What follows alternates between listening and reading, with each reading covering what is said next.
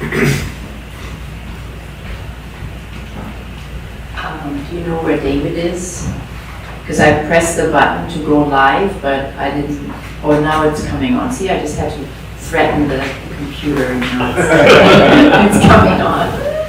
Okay, wonderful. Just wanted to do a sound check to begin with. Can you hear me okay? Okay, wonderful.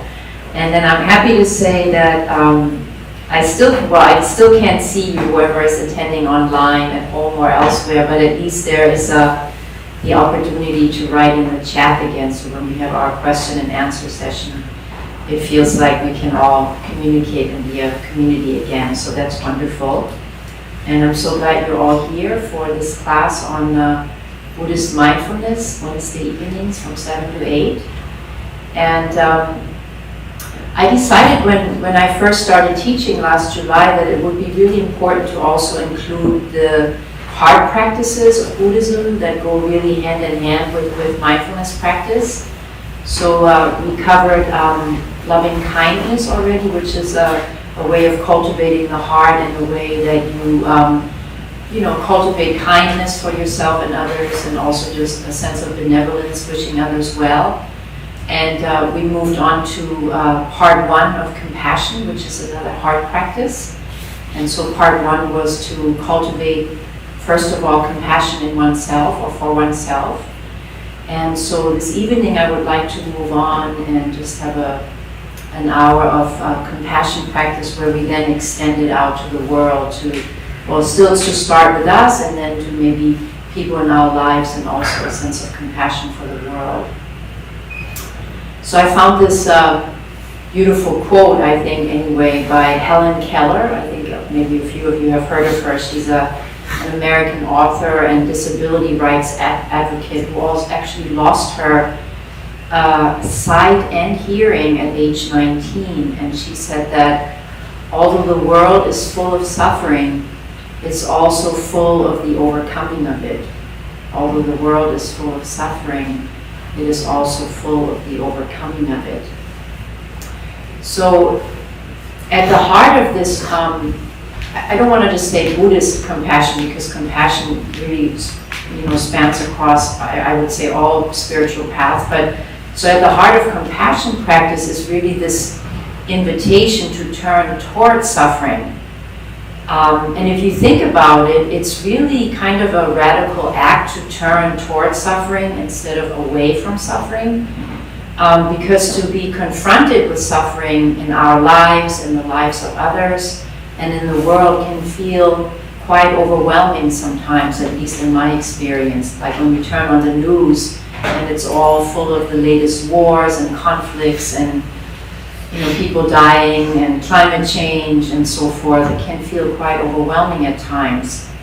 And so for that reason, there might be a tendency to want to turn away from suffering when it feels like it's more than we can handle in the moment, and allow ourselves to take in an experience in our hearts and minds. And so it's certainly wise that when we feel overwhelmed by the suffering in the world, to give ourselves a break, at least a temporary break, for example, from watching the news, and again return to just taking care of ourselves first, to resource ourselves first emotionally, like we practiced last time with self-compassion.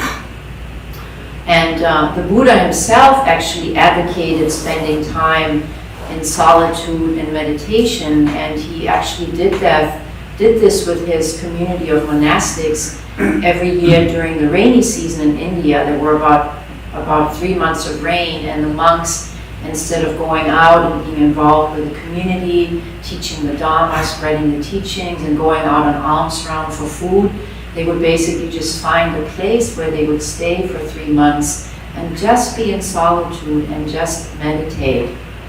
And I was reminded I've been reading a lot of books lately by Analayo, who's a very popular Buddhist Western monk. He's actually from my native country of Germany. He's a really high scholar of Buddhism and has translated a lot of texts.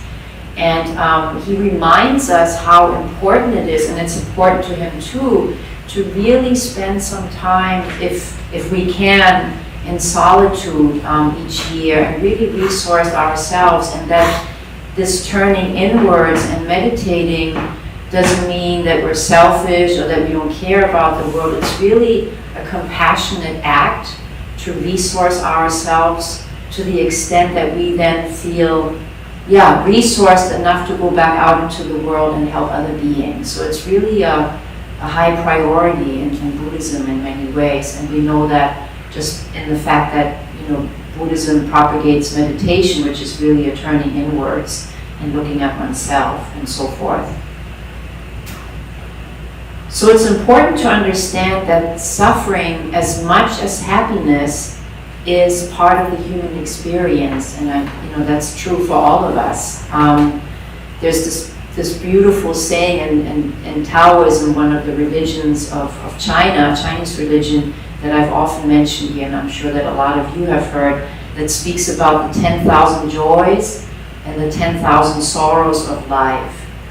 So there's a recognition in that teaching that they both exist in equal measure in our lives.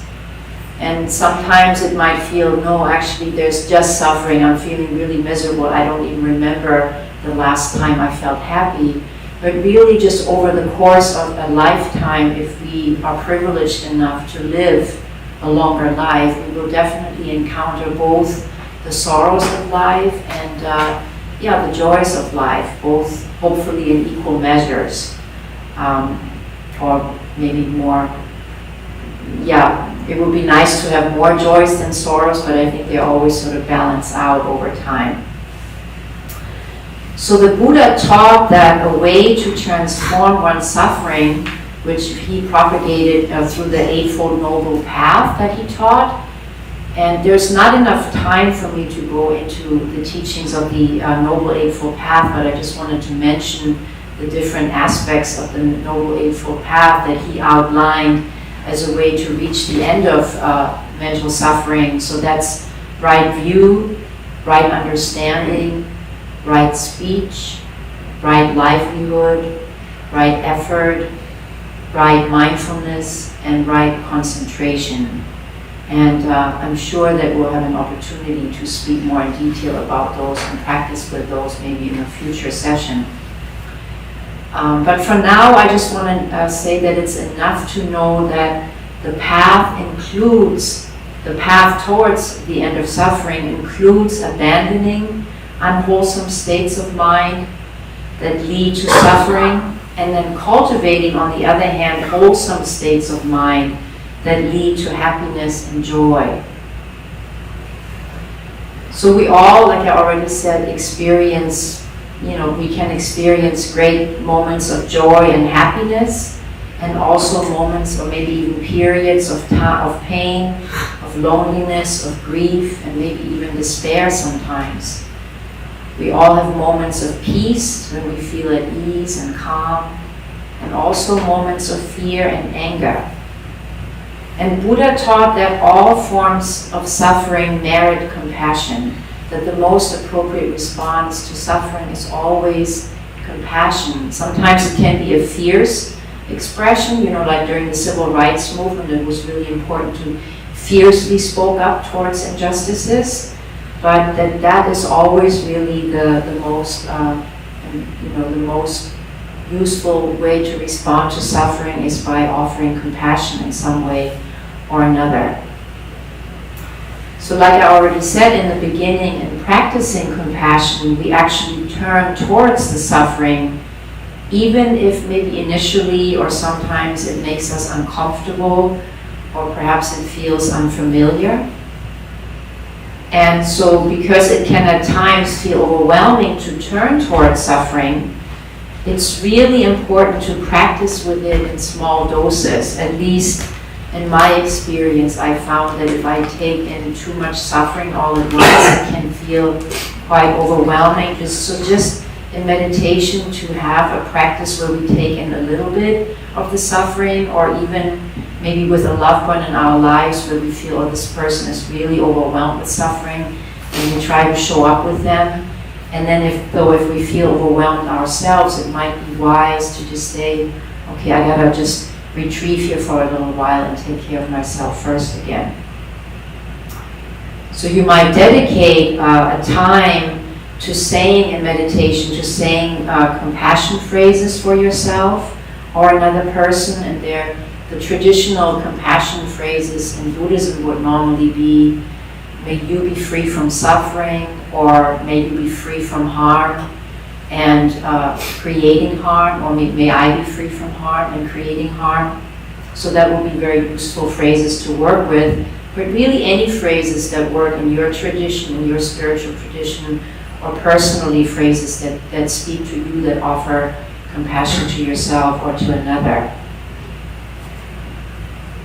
But again, if it feels overwhelming to take in the suffering, one's own suffering or that of another person, it might be beneficial, again, just to let it go.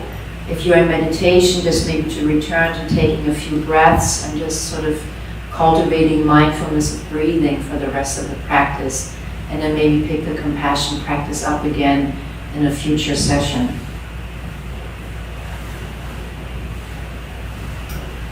So when we turn our attention towards the suffering of another being in small doses, we begin to sense the challenges and sorrows in every human life, how that's really what unites us as a human species, that we all experience sorrows and we all experience joys in life, and it's really a way of feeling connected in a way to other human beings.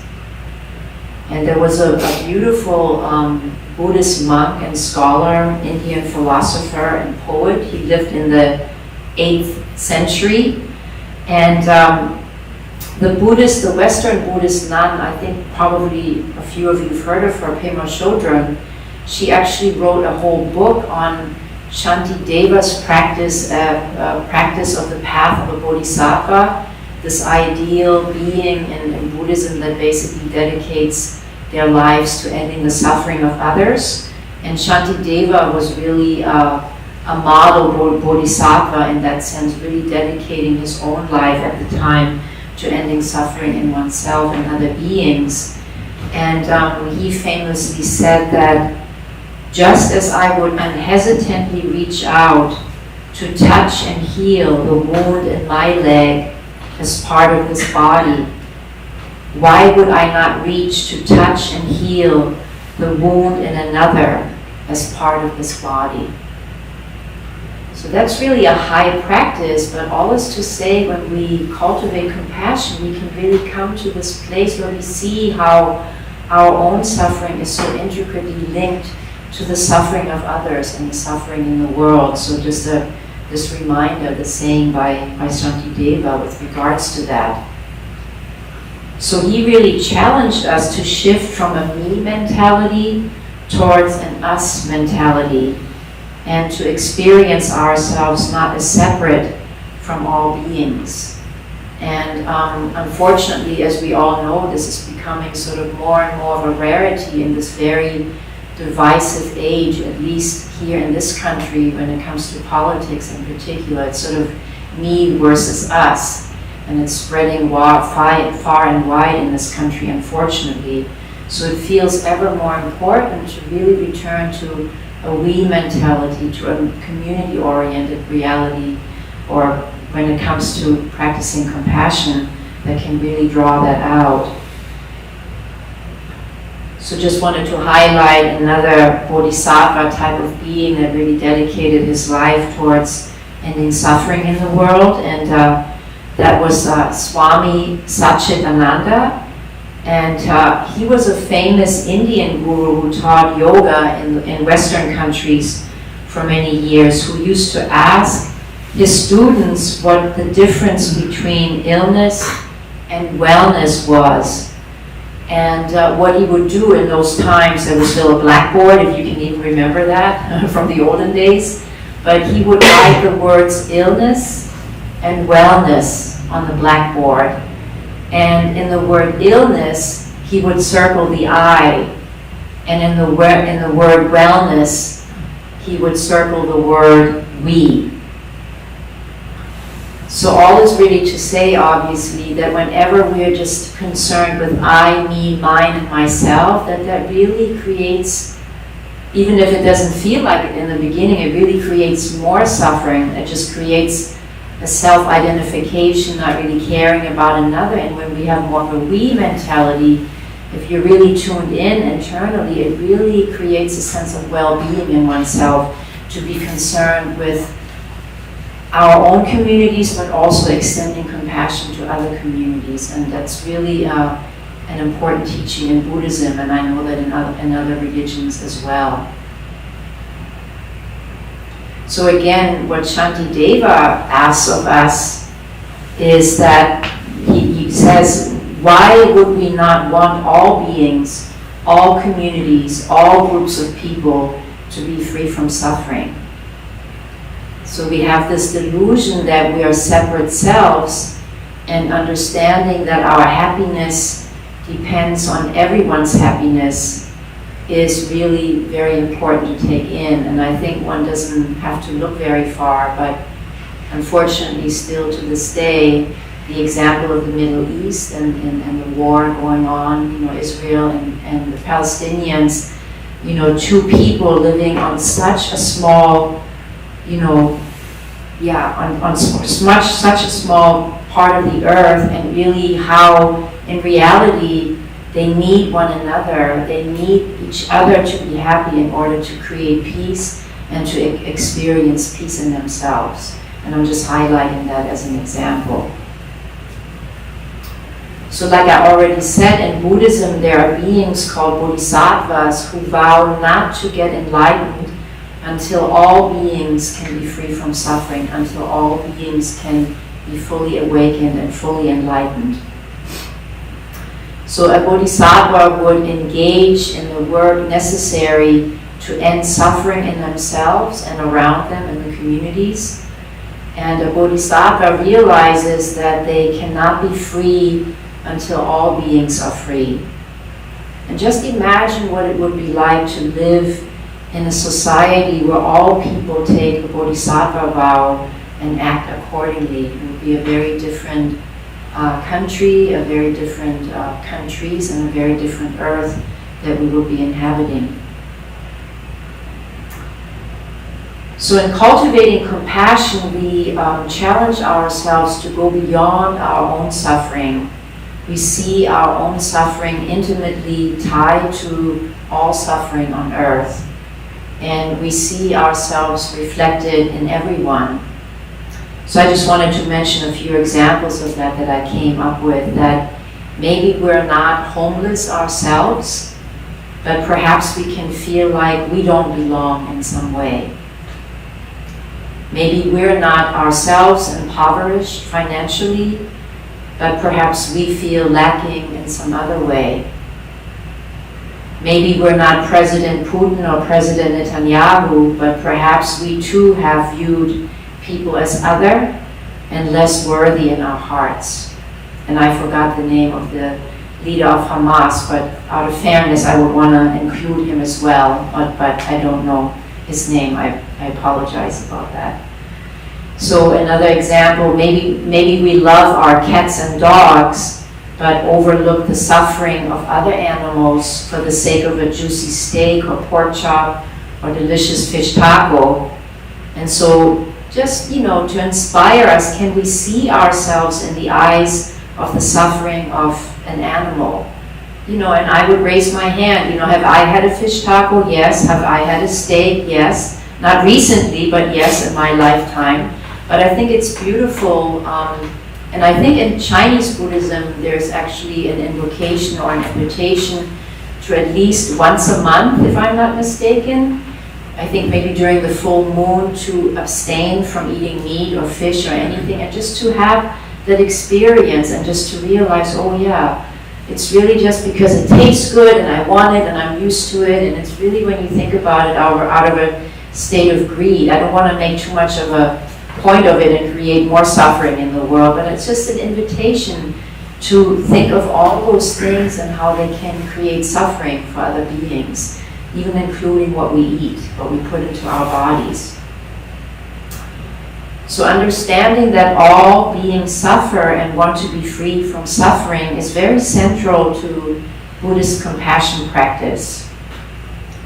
So I just wanted to briefly go over the two interdependent elements that make up Buddhist compassion practice.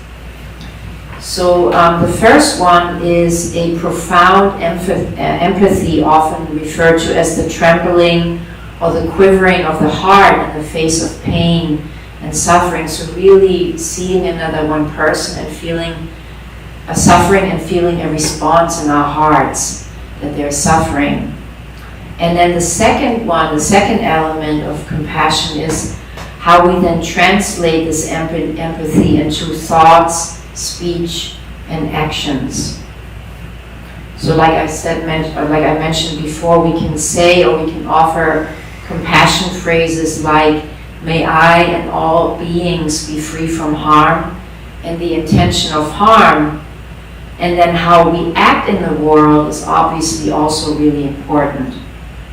So for example, it's one thing to have a sign in your front yard. I see those signs a lot walking around these more sort of politically progressive communities like University Heights, these signs that says all sizes, all colors, all cultures, all sexes, all beliefs, all religions, all ages, all people are welcome. But how do we actually feel though when more people who don't look like you and have different values move into your neighborhood? How do you feel then?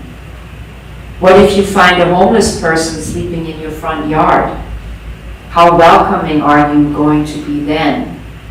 And again, neither do I have a homeless person sleeping in my apartment, but it's just, how far it's an invitation to stretch our capacity for compassion. That's why I'm mentioning these examples. How much, like in yoga, they talk about taking yourself to the edge of a yoga pose. So how far can we stretch our heart towards allowing for even more compassion in our hearts if we feel the capacity to do that?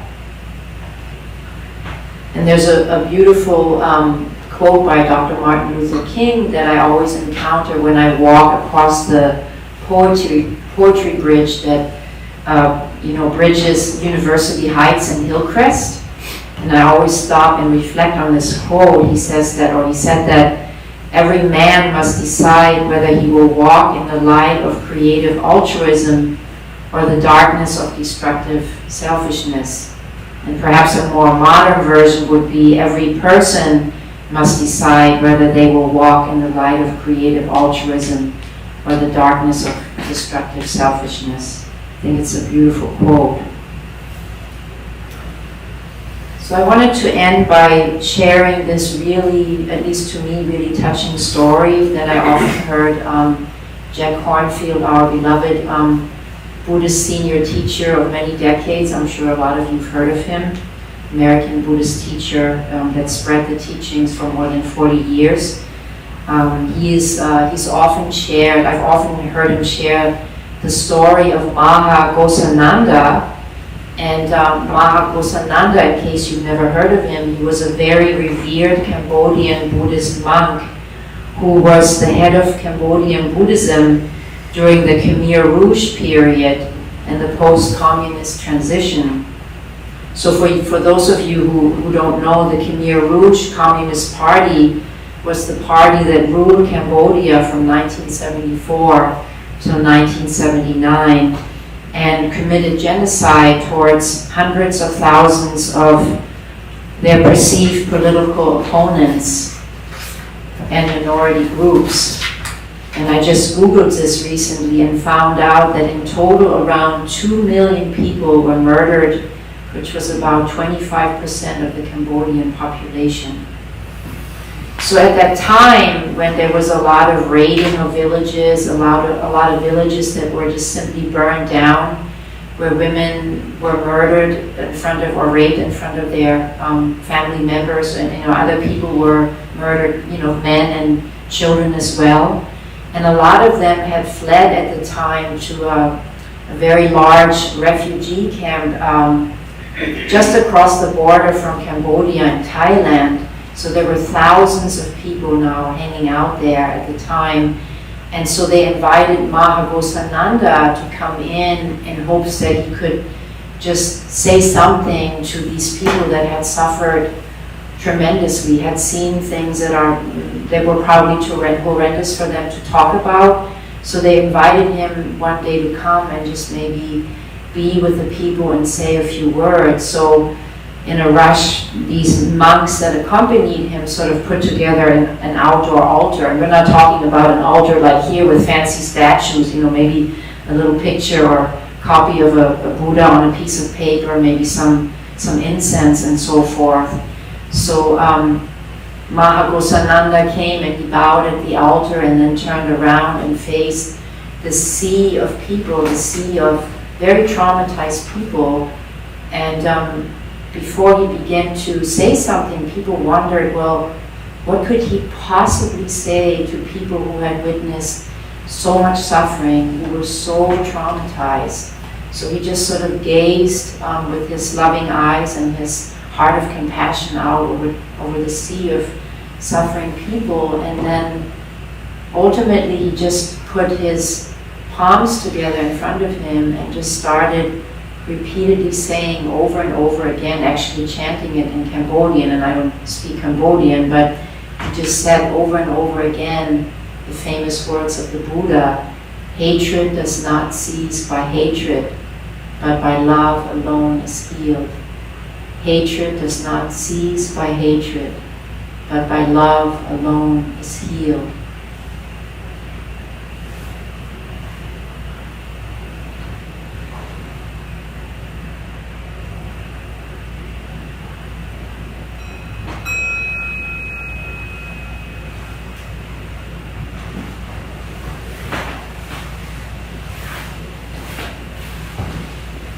So I wanted to offer a guided meditation, a guided compassion meditation, and then also, as we normally do at this time, then move into silence to be with ourselves after the guidance.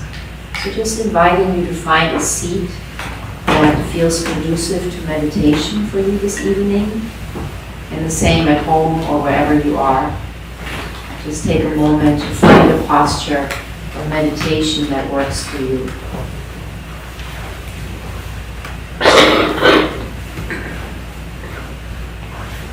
And if you're comfortable, you can gently close your eyes or lower your gaze so that you can still have this inward focus for the meditation.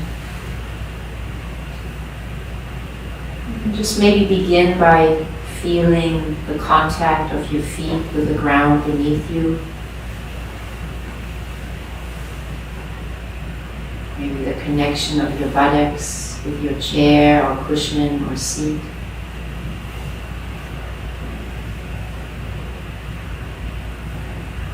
Allow your arms and hands to rest easily,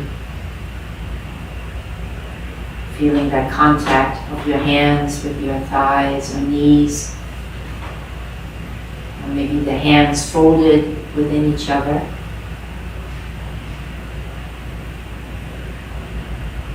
And just begin by taking about 3 deeper and longer breaths, just to open the body for meditation on the in-breaths, and just feeling a sense of letting go and relaxation on the out-breath. So just taking these next few longer breaths to become present to your body, to your mind, to your heart in this moment.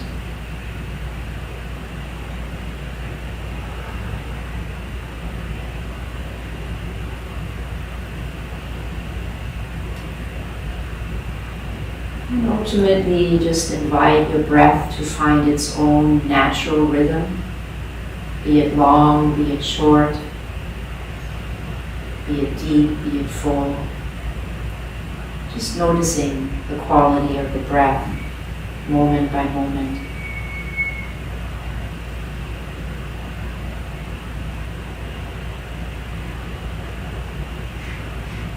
You might want to bring a little bit more of an upright posture through the spine to allow for a sense of alertness in the mind. And at the same time, inviting the rest of the body to relax. Relaxing the eyes and the facial muscles, through the neck, down into the shoulders. Feeling the heart softening, softening down into the belly, front and back of the torso, relax.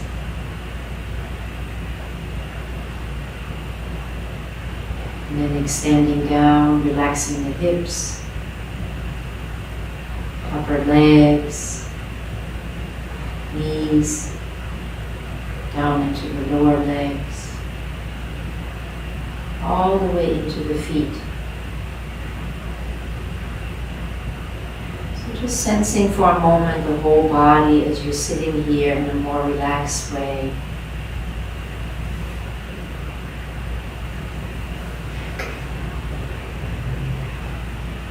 So on your journey of life, you likely encounter people who are difficult or different from you, whom you may have difficulty with, who are hard to understand, even hard to be with at times. So select a person in that category, a difficult person for you.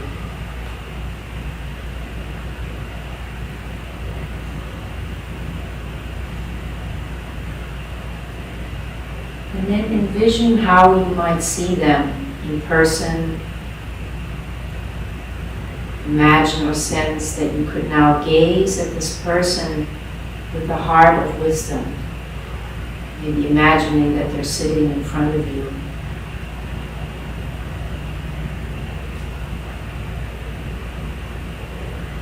And as you picture this person, let yourself reflect. This person is incarnated in the body, going through life, just like me. This person was once a small child, a little vulnerable child, just like me. Be aware of the feelings and emotions that arise with each of these reflections. This person has had happy times in their life, just like me. This person is creative, just like me. This person has loved someone, just like me. This person's heart has been broken, just like me. This person has their measure of sorrows and sadness, just like me. This person has been hurt and disappointed, just like me.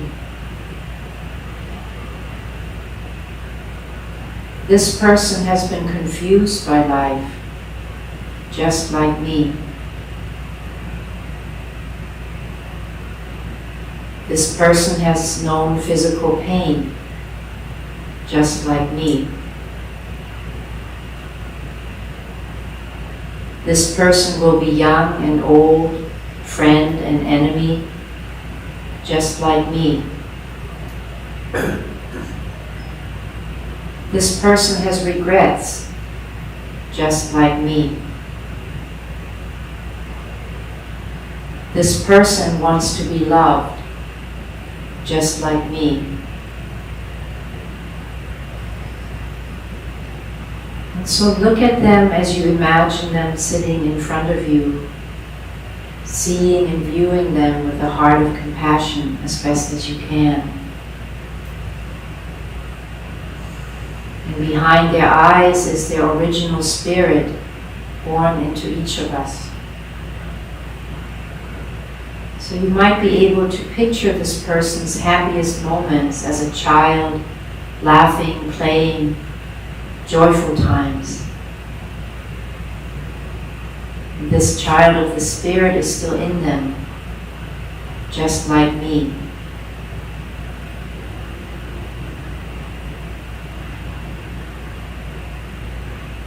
So as you gaze at them in your mind's eye with a heart of wisdom, you realize this person wants to be happy, just like me. I wish you strength and support and healing in your life, so you can offer your gifts to yourself and the world, just like me. I wish for you blessings and courage, honesty and care, love and compassion, for you are a human being, just like me.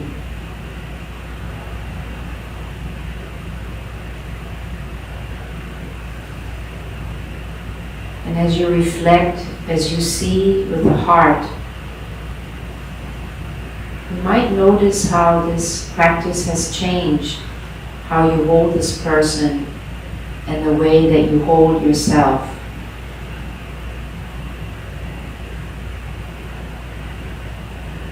And if that's not the case, that's perfectly fine. Just honor whatever experience is present in your heart in response to this meditation.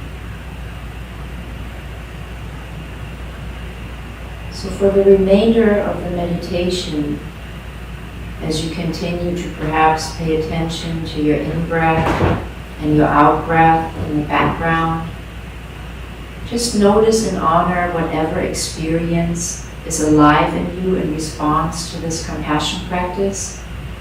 And maybe it has nothing to do with compassion practice. Maybe it's something that you're digesting or processing from your day-to-day, or something that feels alive in you. So just offer that a caring, a kind, and compassionate attention, whatever it is. So we have about 12 minutes or so just to come into silence with our own practice, and then I'll ring the bell again, and the meditation time is coming to a close.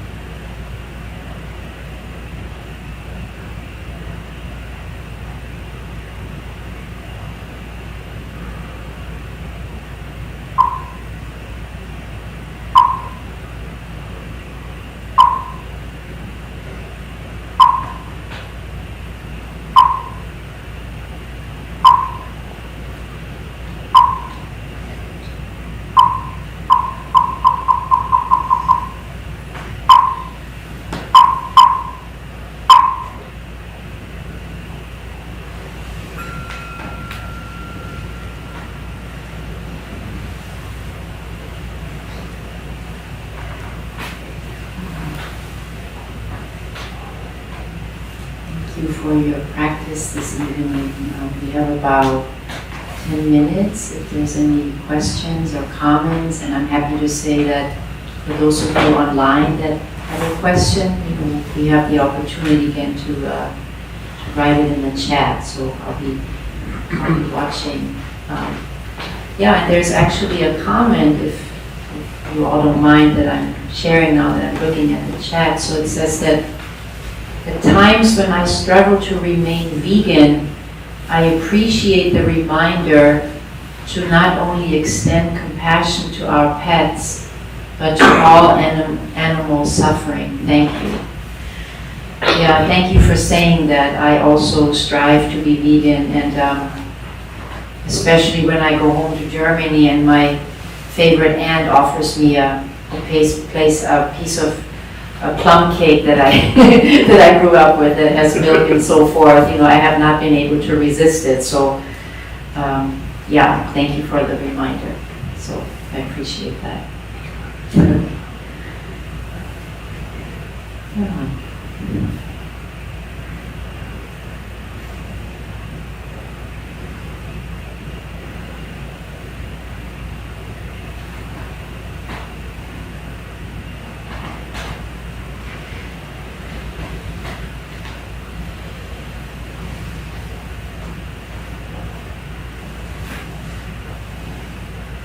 So nice to look at all of you. I don't want to stop, so just taking that moment in case there's any other questions related to the compassion practice or any comments, anything that you'd like to add from your own experience with compassion. Maybe it doesn't have to be from the Buddhist tradition.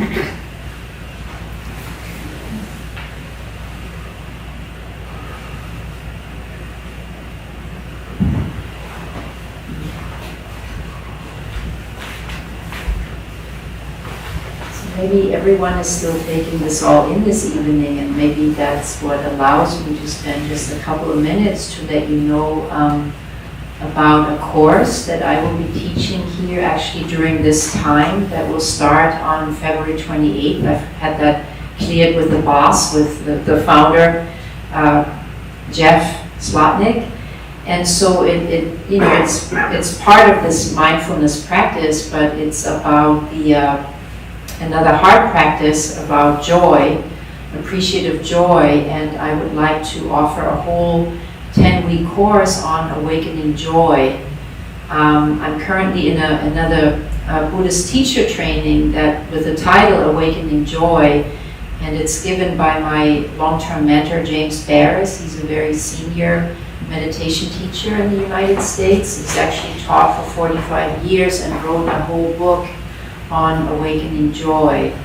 So I'm going to offer a course as I'm going through my practicum right at this hour, starting on Wednesday, February 28th, and it's going to extend all the way through May 1st. So if you're interested, if you want to make a commitment to the course or to just part of the course, it's not going to be a closed session where you can't come in if you haven't been here the first 3 times or so, but I just wanted to let you know about that, and I think Jeff is going to put out a flyer with regards to that as well. So I just wanted to mention it today, and I wish you all Will that be available both in person and online? Absolutely, yes, it will be on this, through this new forum. So yes, I was going to maybe come and bring maybe a piece of paper so you could give me your email address if you wanted me to send you out some information, but I think Jeff is going to also, put out the information through his forum, through Facebook and so forth, so I think you'll all find out about it. So yes, it is available online as well. So, Okay, well, Stephen, looks like we have an early night tonight. Oh no, it's not you today. It's David. Oh my gosh. That's okay. You're confusing me because you're both here today on the same day. So. Alrighty. Here we go. Yeah. Hey everyone, my name is David. I am your host tonight. We opened the Dharma Bum Temple 17 years ago to introduce Buddhist practice to those who show up. Those would be all of you. Those who lead are not nuns, not monks, not gurus. not looking for teachers, not masters, not looking for students and are not teachers. They are simply practicing practitioners sharing their interpretation of the practice. Every night we have different classes led by different people from various Buddhist traditions. We have a recovery sangha that meets several times a week for anyone with addiction, and our food redistribution program is every Thursday at 4:30 p.m. downstairs. There are classes and programs every day, and everything we offer is always free. The full schedule is on our website and also posted above the shoe rack. We have a lending library. If you see a book that you like, feel free to take it and bring it back when you are done with it. Please straighten up your seat or cushion before you head out. And thank you for being here. We wish you well and hope to see you again.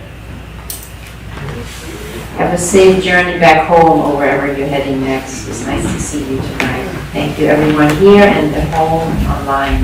Appreciate your presence.